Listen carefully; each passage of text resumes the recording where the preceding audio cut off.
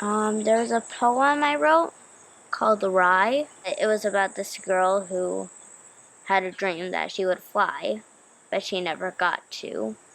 And she was wondering why she couldn't fly. How might your life have been different if, as a young woman, struggling to find your voice, in despair that you might never be able to say what you knew inside, there had been a place for you to begin to speak as a woman?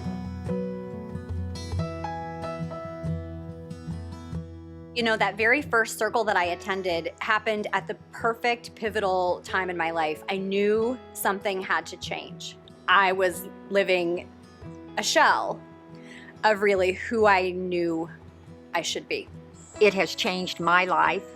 I have seen it change other women's lives. The word change, I thought, was going to mean for me my involvement in change in the world. I didn't realize it was going to change me. But it has really just taught me to value my own voice and know that I have things that are worth saying and things that people deserve to hear and that I deserve to be heard. I think in different ways than I used to. I have been more forthcoming with what I have to say in a strong voice.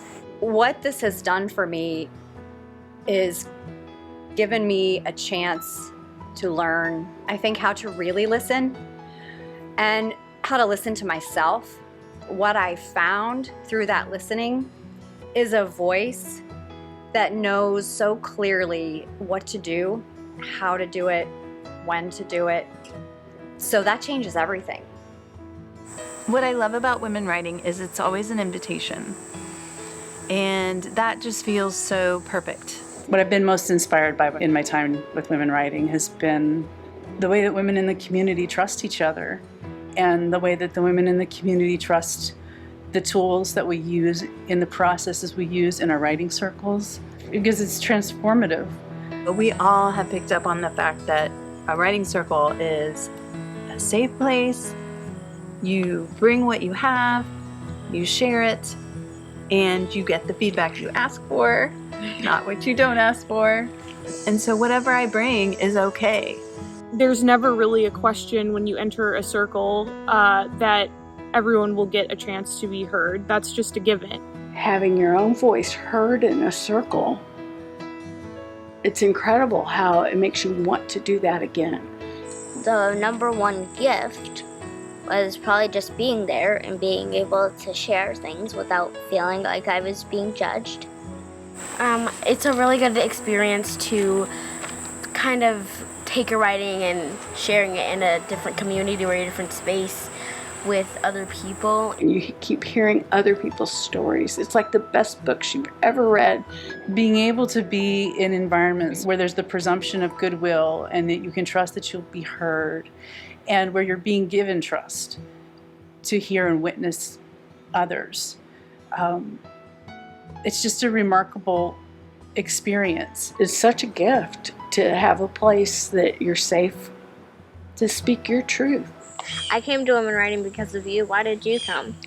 So I came to women writing because I was needing some time by myself and something just for me. So as a facilitator, one of the things that I see most often are women who often they're very nervous. Almost every time they leave even just the first circle feeling empowered, feeling courageous, knowing that they absolutely do belong. What has always struck me as really effective about Women Writing for a Change is the style of leadership. There is so much room to grow within that structure and to build structures of leadership and listening that we don't really see that often in our society. The way that it is structured, Women Writing for a Change really subverts that by, first of all, centering female voices, and as is now being worked on, centering more women of color and trans women in circles and in leadership. I was amazed at the variety of voices. I was amazed at the subject matter, and I just fell in love. I was a little terrified, but it's a testament to the procedures that they have in place. It creates an environment where authenticity can bloom. there's been a lot of goodwill created by this organization. I just think it's one of the best things that's ever happened in Bloomington. Women Writing for a Change is a massive asset to this community. We have witnessed so much transformation in these years of people taking what they learn here out into the world, both creatively and interpersonally. I'm really involved in social justice issues, and that often comes to play in my writing. For one thing, I'm a prison visitor, and a lot of my writing had to do with those visits to prison. Whenever I imagine being in the physical space of Women Writing for a Change, I imagine new wings. Every corner of this space has this sort of intentional feeling behind it. So just make it really welcoming and inviting and feel safe and like a sanctuary where you're going to be listened to. We aren't in here right now and it's hard. I feel like creating right now in the face of very unjust, difficult times is an act of revolution. And that's what we do. That's really what we do. And I would not have been able to participate. That would not have been at all possible for me without a scholarship. It's vitally important to me that we raise the money that we need to make this program available for every woman who wants and needs it, you know, especially as we go into the continuing economic devastation of this pandemic. So we have to be able to have the money to pay our facilitators, to keep the rent of our space, and to offer scholarships to the women who are asking for this. They may not even know they need it yet, but they'll find us. And when they do, we want to have a space for them.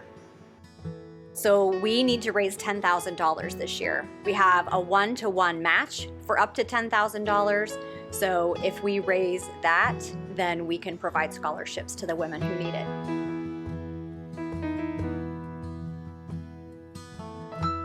So I just want to say here's to our voices in the room, in our ears, and in the chorus we make when we share our words together.